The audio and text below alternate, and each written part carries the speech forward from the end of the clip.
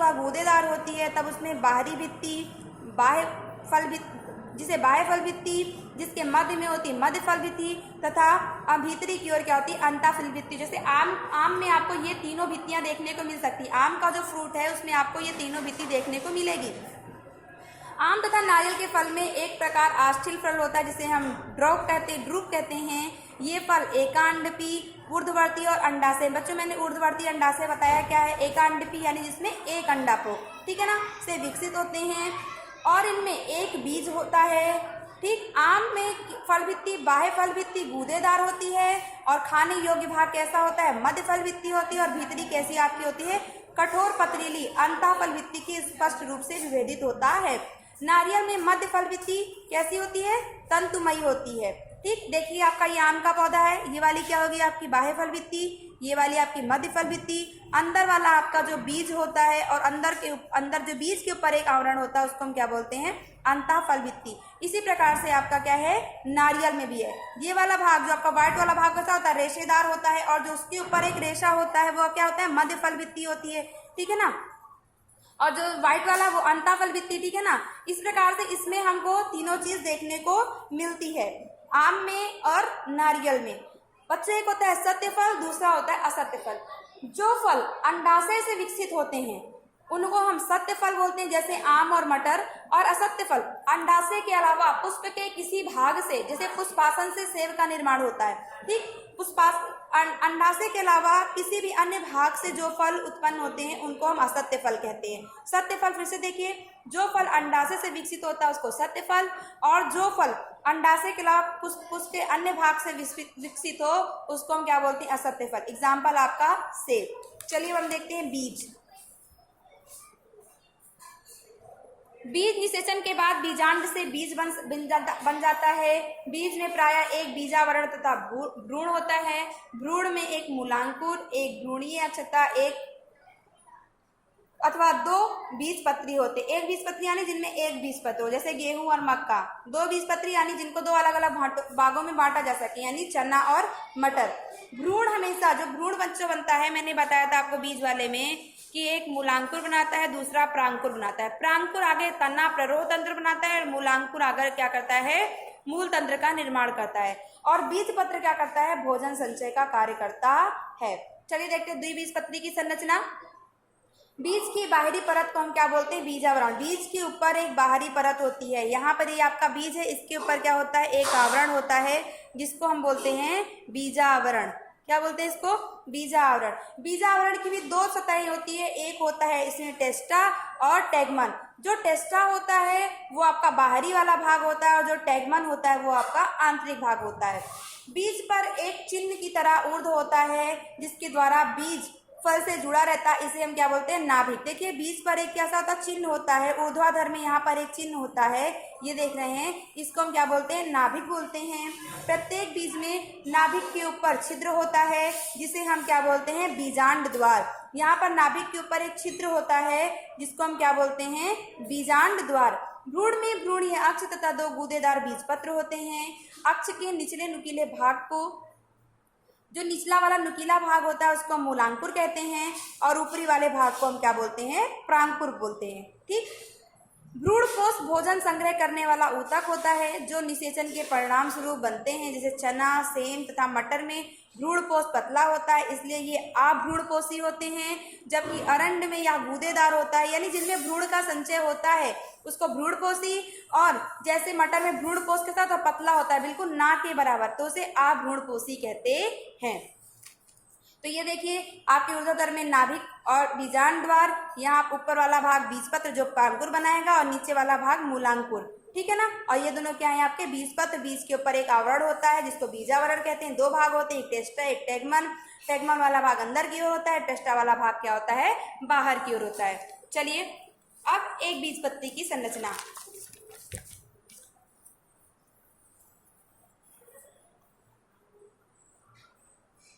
प्रायः एक बीजपत्री बीज भ्रूणपोषी होते हैं, लेकिन उनमें से कुछ कैसे होते हैं, अभ्रूणपोषी भी होते हैं। उदाहरण आर्किड।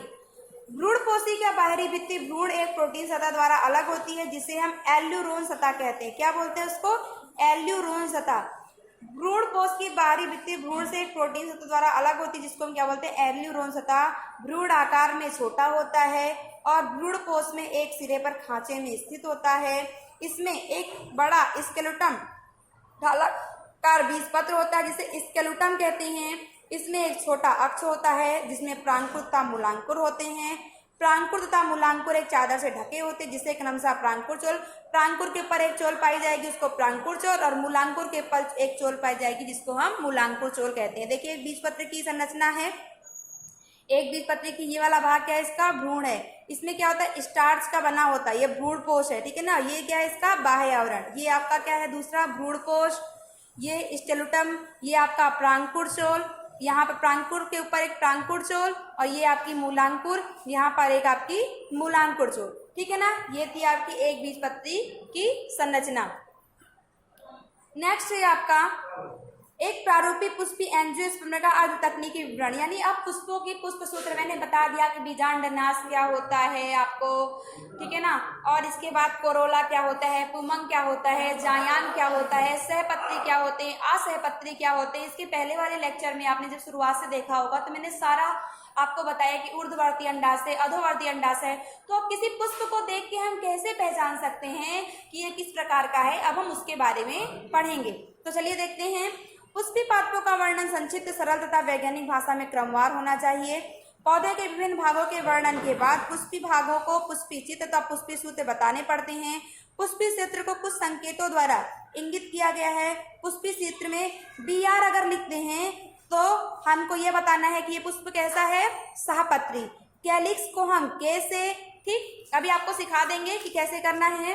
कैलिक्स को K से, कोरोला को C से, परिदल पुंज को P से, पुमंग को A से, ठीक है ना, तथा जायांग को G, एंड्रोसियम, गाइनोसियम, कोरोला से लिखते हैं। ऊर्ध्ववर्ती अंडाशय को G से और अधोवर्ती अंडाशय को G, और नीचे क्या होगा, अंडरलाइन। ऊर्ध्ववर्ती और अधोवर्ती अंडाशय में मैंने आपको अंतर बताया है। ऊर्ध्ववर्ती यानी अंडाशय क्या हो, ऊपर की ओर निकला, और अधोवर्ती यानी अंडाशय क्या हो, नीचे की ओर पुष्पासन में धंसा हुआ हो, ठीक। नर फूल के लिए हम ऐसे ये वाला एरो का चिन्ह बनाते हैं। अगर फूल में नर है यानी पुंकेसर भाग है केवल, तो एरो का चिन्ह बनाएंगे, और मादा है तो नीचे प्लस का, यानी स्त्री केसर है अगर पुष्प में केवल, तो किसका बनाएंगे, प्लस का। लेकिन अगर द्विलिंगी पुष्प है तो एरो भी बनाएंगे और प्लस का भी निशान बनाएंगे। यानी क्या कि अगर पुंकेसर और स्त्री केसर दोनों स्थित हैं तो एरो का भी निशान और प्लस का भी निशान बनाएंगे। त्रिज्या सममिति को, यानी पुष्प को किसी भागों से काटने पर वो क्या हो, समान भागों में कटे, तो इस तरह का चिन्ह बनाएंगे। तथा अगर एक व्यास सममिति हो तो इस तरीके से, यानी एक दिशा से काटने पर क्या हो, ऊर्ध्वाधर काटने पर ही बराबर भागों में बटे। युक्त दलों की संख्या को ब्रैकेट में बंद करते हैं। अगर पूरे पुष्प दल हो, आपस में जुड़े हो, पूरे पंखुड़ियां आपस में जुड़े हो, तो उनको क्या करते हैं, ब्रैकेट में लिखते हैं। युक्त दलों की संख्या को ब्रैकेट से बंद करते हैं और आसंजन को पुष्पी चिन्हों के ऊपर रेखा खींचते हैं। मात्र अक्ष की स्थिति फूल के सापेक्ष होती है, जिसे डॉट द्वारा पुष्पी चित्र के ऊपर इंगित करते हैं। कैलिक्स यानी आपका बाह्य दल पुंज, कोरोला यानी, कैलिक्स यानी आपका पौधे का हरा वाला भाग, ठीक है ना। कोरोला यानी रंगीन वाला भाग। पुमंग यानी आपका पुष्प का नर भाग, पुंकेसर। जायांग यानी आपका मादा भाग, स्त्री केसर। क्रमवार चक्कर में दिखाए जाते हैं। कैलिक्स सबसे बाहर की ओर, जायांग सबसे भीतर की ओर, और यह सासंजन तथा आसंजन को चक्कर के भागों में, चक्कर के बीचों में इंगित करता है। फिर से एक बार देखिए, ये आपकी त्रिज्या सममिति है, ठीक, ये आपकी एक व्यास सममिति का चिन्ह है, ये आपकी सहपत्री का, असहपत्री का EBR लिखते हैं, कैलिक्स का K, कोरोला का C, परिदल का P, पुमंग यानी अगर पुमंग यानी स्त्री वो नर पुंकेसर, अगर मान लो 5 पुमंग है तो यहाँ पे कितना लिखेंगे, A5। अगर एक भी पुमंग नहीं है तो A0। अगर बहुत सारे पुमंग है तो A इनफाइनाइट, ठीक। जायांग अगर G कितने हैं, G मान लो 5 है तो 5G, ठीक। अगर ऊर्ध्ववर्ती है तो ऐसे लिखेंगे, अधोवर्ती है, उधोवर्ती तो ऐसे, ऊर्ध्ववर्ती तो ऐसे, और अगर एक भी अंडाशय ने, एक भी जायांग नहीं है तो G0। अगर पुष्प में केवल नर भाग स्थित है तो एरो का निशान लगाएंगे, मादा भाग स्थित है तो प्लस का निशान लगाएंगे, ठीक है। तो जैसे आइए एक पुष्प सूत्र देखते हैं। ये देखिए यहाँ पर ये है। अब इसको आप कैसे पहचानेंगे, इसको चित्र को आप कैसे पहचानेंगे? तो ये आपका प्लस का निशान है, ये क्या दर्शा रहा है? त्रिज्या सममिति। पुष्प कैसा है? त्रिज्या सममिति है। उभयलिंगी है क्योंकि नर मादा दोनों हैं। कैलिक्स, बाह्य दल कितने हैं? 2 + 2, 2 चक्र में लगे हुए हैं, 4 बाह्य दल हैं। दल कितने हैं? 4। कोरोला मतलब दल, दल कितने हैं? 4। एंड्रोशियम कितने हैं? 2 एंड्रोशियम, ठीक। 2 + 4 यानी 2 एंड्रोशियम, 2 संघी हैं, 2 अलग हैं और 2 4 अलग, यानी 6 एंड्रोशियम है। गाइनोसियम कैसा है आपका? अधोवर्ती, क्योंकि जी कैसा है? नीचे, और संख्या में मान लो 2 लिखा है यहाँ पे, ठीक। तो G2 कितने जायांग है? 2 जायांग है, ठीक। और कैसे हैं आपस में? संयुक्त हैं, क्योंकि संयुक्त का ये निशान है, ठीक है ना। आज के लिए बस इतना ही।